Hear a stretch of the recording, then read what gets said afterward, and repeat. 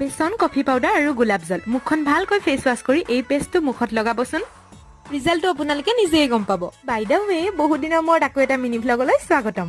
আৰু এনেকৈ অলপ মাজে মাজে ডেটিং সেটিং মাৰিব লাগে নে কি কয়?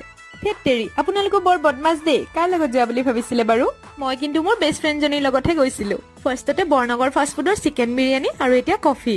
মই তাইক ক'লো এই কাপটো পেলা আৰু তই মোৰ বেষ্ট ফ্ৰেণ্ড হোৱাৰ প্ৰমাণ দে। আৰু তাইৰ বম খং উঠিছিল ৰাইজ। যিদিনা খাওঁ সেইদিনা গললৈকে খোৱা বুলি কয় যে, সেয়েহে এতিয়া আকৌ পানী পুৰিত ধৰিছো।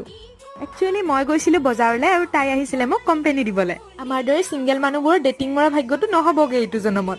ফাৰ্ষ্টতে এয়া দৰঙীয়া ওজাপালি শুনক, বাকীখিনি পিছত কৈ আছো।